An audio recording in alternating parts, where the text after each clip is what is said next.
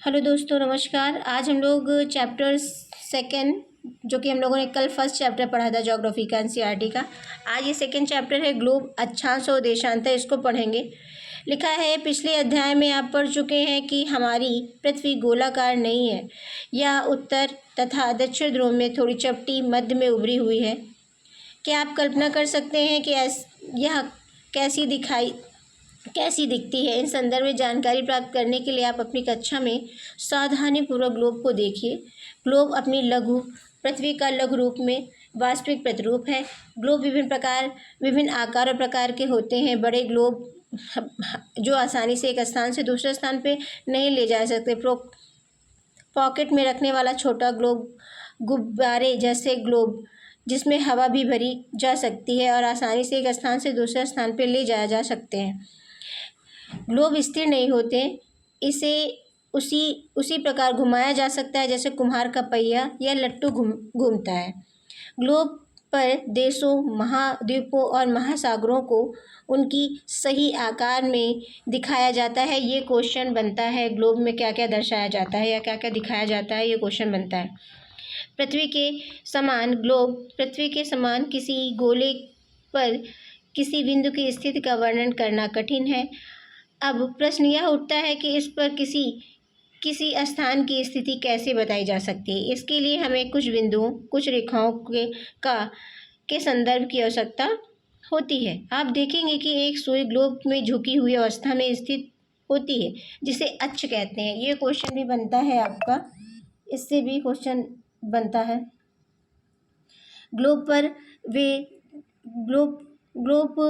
वे दो बिंदु जिस पर होकर सुई गुजरती है, उत्तरी ध्रुव या दक्षिणी ध्रुव कहते हैं। ग्लोब पर इस सुई के चारों ओर पृथ्वी की भांति पश्चिम से पूर्व की ओर घुमाया जा सकता है। लेकिन याद रहे, इन दोनों में एक अंतर है। पृथ्वी का वास्तव में ऐसी कोई सुई नहीं होती। यह अपने अक्ष पर चारों ओर घूमती है, जो एक काल्पनिक रेखा है।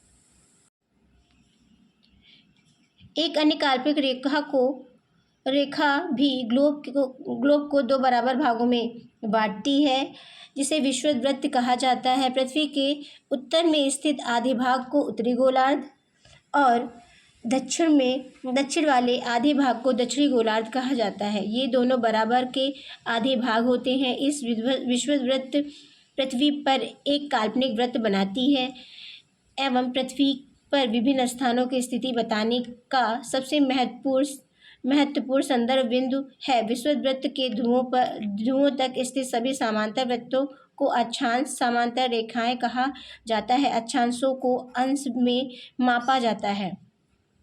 विषुवत वृत्त 0 अंश अक्षांश को दर्शाती है, क्योंकि विषुवत वृत्त दोनों तरफ ध्रुवों के बीच की दूरी पृथ्वी के चारों ओर वृत्त का 1/4 है। अतः इसका माप होगा 360 अंश, 1/4 यानी 90 अंश। इस प्रकार यानी कि जो हमारा पृथ्वी का एक भाग है वो 1/4 है और 90 अंश का है, तो 90 को 4 से गुणा करेंगे तो 360 आ जाएगा। इस प्रकार 90 अंश उत्तरी अक्षांश और उत्तरी ध्रुव को दर्शाता है। 90 अंश दक्षिण अक्षांश दक्षिण ध्रुव को। इस प्रकार विषुवत वृत्त के उत्तर में सभी समांतर रेखाओं को उत्तरी अक्षांश कहा जाता है तथा विषुवत वृत्त के दक्षिण स्थित सभी समांतर रेखाओं को दक्षिणी अक्षांश कहा जाता है। ये सारी चीज़ें इसमें दी हुई हैं, आप चाहें तो खुद भी पढ़ सकते हैं समझ के, ज़रूरी नहीं। इसमें देखिए ग्राफ बना हुआ है अक्षांश और देशांतर का। इसमें देखिए कर्क रेखा जो होती है 23.5 डिग्री की, मकर रेखा 23.5 डिग्री, बीच से देखो विषुवत रेखा 0 डिग्री पे है। और उष्ण कटिबंध कहाँ है, उत्तरी शीतोष्ण कटिबंध कहाँ, उत्तरी शीत कटिबंध 66.5 डिग्री पे और दक्षिणी शीत कटिबंध 66.5 डिग्री पे। इस पूरा ग्राफ दिया गया, इसको आप देख कर समझ सकते हैं। महत्वपूर्ण अक्षांश देखिए इसमें सब दिया हुआ है। विषुववृत्त 0 डिग्री, उत्तरी ध्रुव क्या है, देखिए उत्तरी ध्रुव पे क्या है 90 डिग्री पे है ये उत्तरी ध्रुव, दक्षिणी ध्रुव पे भी 90 डिग्री पे है। इसके अतिरिक्त 4 महत्वपूर्ण अक्षांश समांतर रेखाएं भी हैं, ये इसमें दी गई हैं। ये देखिए उत्तरी गोलार्ध कर्क रेखा 23.5 डिग्री उत्तर में, दक्षिणी गोलार्ध मकर रेखा 23.5 दक्षिण में, विषुववृत्त 66.5 डिग्री उत्तर में, उत्तरी ध्रुव वृत्त और विषुवत रेखा में 66.5 डिग्री दक्षिण में दक्षिण वृत्त है। पृथ्वी के ताप कटिबंध के बारे में इसमें बताया गया है।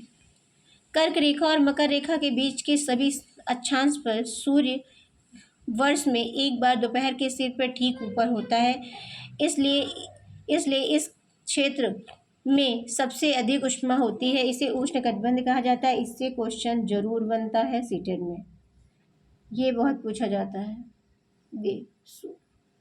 ये लाइन बहुत इम्पोर्टेंट है, इसको आप लोग चाहें तो ध्यानपूर्वक याद कर सकते हैं। कर्क रेखा तथा मकर रेखा के बाद किसी भी अक्षांश पर दोपहर का सूर्य किसी भी सिर के ऊपर नहीं होता है। ध्रुवों की तरफ सूर्य की किरणें तिरछी होती जाती हैं। इस प्रकार उत्तरी गोलार्ध में कर्क रेखा एवं उत्तरी ध्रुव वृत्त, दक्षिणी गोलार्ध में मकर रेखा एवं दक्षिणी ध्रुव वृत्त के बीच में का तापमान मध्यम रहता है, इसलिए इसे शीतोष्ण कटिबंध भी कहते हैं।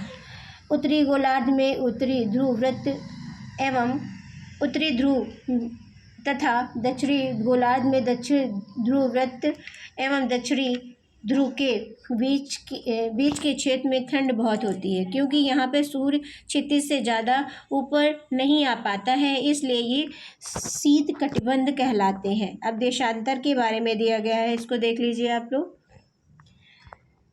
कि देशांतर क्या होता है। किसी स्थान की स्थिति को बताने के लिए उस स्थान के अक्षांश के अतिरिक्त कुछ जानकारियाँ भी आवश्यकता होती है। आप देख सकते हैं कि प्रशांत महासागर में स्थित टोंगा द्वीप एवं हिंद महासागर में स्थित मॉरिशस द्वीप एक ही अक्षांश में 20 डिग्री दक्षिण पर स्थित है। उनकी यह स्थिति जानने के लिए यह पता लगाना होगा कि उत्तरी ध्रुव में दक्षिण ध्रुव से जुड़ने वाली संदर्भ रेखा पश्चिम या पूर्व या पश्चिम की ओर इन स्थानों की दूरी कितनी है। इस संदर्भ में रेखाओं को देशांतर या ग्रामोत्तर रेखा कहते हैं तथा उनके बीच में दूरी को देशांतर या अंशों में मापा जाता है। प्रत्येक अंश को मिनट और मिनट को सेकंड में विभाजित किया जाता है। ये अर्धवृत्त है तथा उनके बीच के ध्रुवों की तरफ बढ़ने पर घटता जाता है, ध्रुवों पर शून्य हो जाता है। यह सभी देशांतरी ग्रामोत्तर आपस में मिलती है। अक्षांश रेखाओं से भिन्न सभी देशांतरी ग्रामोत्तर की लंबाई समान होती है। इस प्रकार इन्हें सिर्फ मुख्य संख्याओं में व्यक्त करना कठिन है। ये देखिए इसमें सब कुछ बताया गया है, आप लोग इसको पढ़ सकते हो। तब सभी देशों में निश्चित किया जाता है कि ग्रीनिच, जहां ब्रिटिश राज की वेधशाला स्थित है, से गुजरने वाली ग्रामोत्तर से पूर्व और पश्चिम की ओर गिनती शुरू की जाती है। यह ग्रामोत्तर में प्रमुख ग्रामोत्तर कहते हैं। इसका मान 0 देशांतर है। यहाँ से हम 180 पूर्व और 180 पश्चिम तक गणना करते हैं। प्रमुख ग्रामोत्तर तथा 180 ग्रामोत्तर मिलकर पृथ्वी को दो समान भागों पूर्वी गोलार्ध और पश्चिमी गोलार्ध में विभाजित करती है। इसलिए किसी स्थान में देशांतर के आगे पूर्व के लिए अक्षर पूर्व और पश्चिम के लिए अक्षर पश्चिम का प्रयोग करते हैं। यह जानना रोचक होगा कि 180 पूर्व और 180 पश्चिम ग्रामोत्तर एक ही रेखा पर स्थित है। अब ग्लोब के अक्षांश रेखाओं एवं देशांतर ग्रामोत्तरों में द्वारा ग्रिड अब ग्लोब पर अक्षांश, समांतर रेखाओं एवं देशांतरी ग्रामोत्तरों द्वारा बड़ी ग्रिड को देखो। अब आपको किसी स्थान के अक्षांश एवं देशांतर की सही जानकारी हो तो ग्लोब पर आप उस स्थान का पता आसानी से लगा सकते हैं। उदाहरण के लिए असम में धुबरी 26 डिग्री उत्तरी अक्षांश तथा 90 डिग्री पूर्वी देशांतर पर स्थित है। अब उस बिंदु को देखो जहाँ ये दोनों रेखाएं एक दूसरे को काटती हैं। यह बिंदु धुबरी की सही स्थिति होगा। इसको समझने के लिए कागज पर समान दूरी वाली क्षैतिज तथा ऊर्ध्वाधर रेखाएं खींचिए। ऊर्ध्वाधर रेखाओं को संख्या 1 2 3 4 से तथा क्षैतिज रेखा क ख ग घ अंगा अक्षरों में व्यक्त करें। जिन बिंदुओं में ये ऊर्ध्वाधर तथा क्षैतिज रेखाएं हैं एक दूसरे से काटती हैं वह छोटे वृत्त खींचिए। इन छोटे वृत्तों को आ ब श द तथा ध नाम से व्यक्त कीजिए। मान लीजिए ऊर्ध्वाधर रेखाएं पूर्व देशांतर में, क्षैतिज रेखाएं उत्तरी देशांतर को व्यक्त करती हैं। ये इसमें देखिए मैप दिया हुआ है। ये मैप है प्रशांत महासागर, हिंद महासागर, सब कुछ दिया है। ये देखिए, आप देखेंगे कि वृत्त, ये देखिए ये ग्राफ दिया हुआ है जैसा भी हम पढ़ रहे थे उसके बारे में। ये इसमें देशांतर और समय के बारे में दिया गया है। इससे क्वेश्चन बनता है आपके यहाँ। समय को मापने का सबसे अच्छा साधन पृथ्वी, चंद्रमा और ग्रहों की गति है।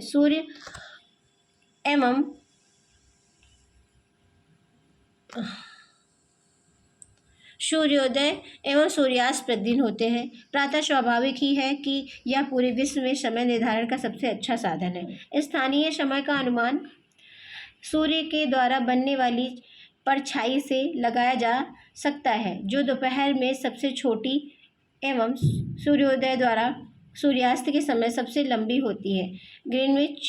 ग्रीनिच द्वारा स्थित या ग्रामोत्तर पर सूर्य जिस समय आकाश में सबसे ऊंचे बिंदु पर होता है उस समय ग्रामोत्तर पर स्थित सभी स्थानों पर दोपहर होती है।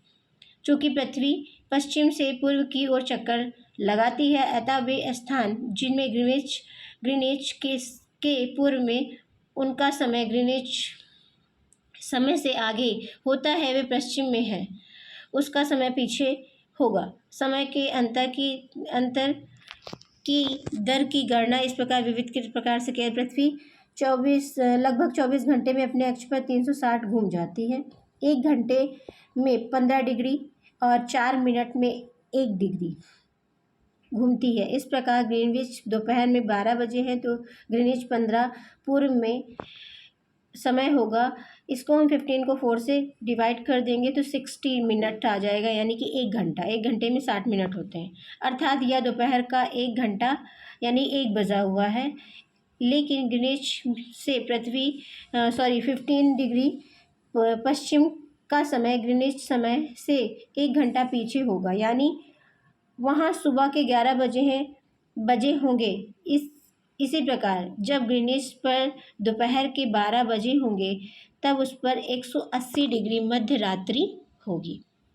किसी भी समय पर जब सूर्य आकाश में अपने उच्चतम बिंदु पर होता है दोपहर में, उस समय घड़ी में 12 बजते हैं तो घड़ी के द्वारा दिखाया गया समय उस समय का स्थानीय समय होगा। आप देख सकते हैं कि देशांतरी ग्रामोत्तर पर सभी स्थानों का स्थानीय समय समान है। अब ये क्वेश्चंस दिए गए हैं इसमें। इसके बाद ये देखिए अभी और दिया गया है थोड़ा सा डिटेल में कि अलग अलग ग्रामोत्तर की स्थिति स्थान और स्थानीय मान में क्या अंतर है। ये आप अपने मन से भी पढ़ सकते हैं और पढ़ के आप इसको समझ सकते हैं। इससे भी क्वेश्चन बनता है आपके। ये देखिए ये क्या दिया गया, अलग अलग ग्रामोत्तर में स्थित स्थानों के स्थानीय समय में अंतर होता है। उदाहरण के लिए बहुत से देशांतरों से गुजरने वाली रेलगाड़ियों के समय सारणी तैयार करना कठिन होगा। भारत में गुजरात के द्वारिका तथा असम के डिब्रूगढ़ में स्थानीय समय के समय 1 घंटा 45 मिनट का अंतर होगा। इसलिए जब हम पूर्व की तरफ जाते हैं, एक मिनट देखिए जी, ये देखिए ये हमारा ग्रामोत्तर ये रेखा है। जब हम पूर्व की तरफ जाएंगे तो हमारा समय बढ़ेगा, और जब हम इधर आ जाएंगे इस साइड पे, जब हम पश्चिम की तरफ आएंगे तो क्या हो जाएगा, घटने लगता है हमारा समय।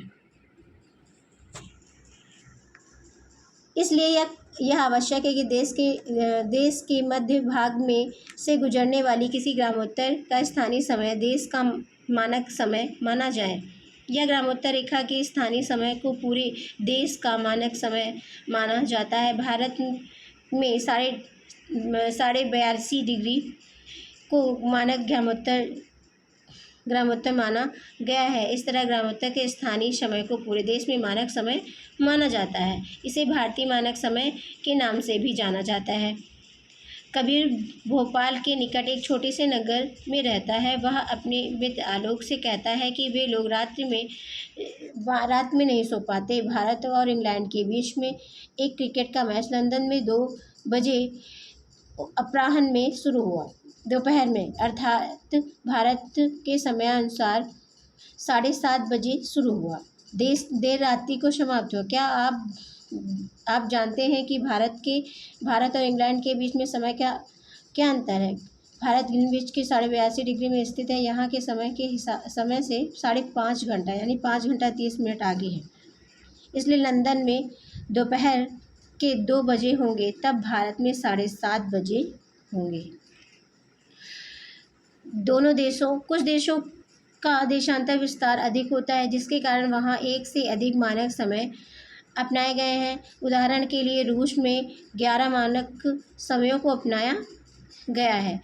पृथ्वी को एक घंटे वाले 24 समय क्षेत्रों में बांटा गया है। इस प्रकार प्रत्येक समय क्षेत्र 15 डिग्री देशांतर तक क्षेत्र को घेरता है। ये देखिए क्वेश्चंस दिए गए हैं आप लोगों को। इस क्वेश्चन को आप लोग सॉल्व कर सकते हैं। पूरा चैप्टर मैंने आप लोगों को दिखा दिया है। आप रोक कर के भी पढ़ सकते हैं, जो मैंने पढ़ाया है उसको भी पढ़ सकते हैं।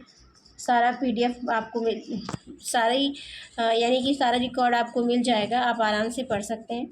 Thank you class. यदि आपको क्लास अच्छी लगे तो प्लीज़ लाइक करिए, शेयर करिए और सब्सक्राइब करिए। Thank you.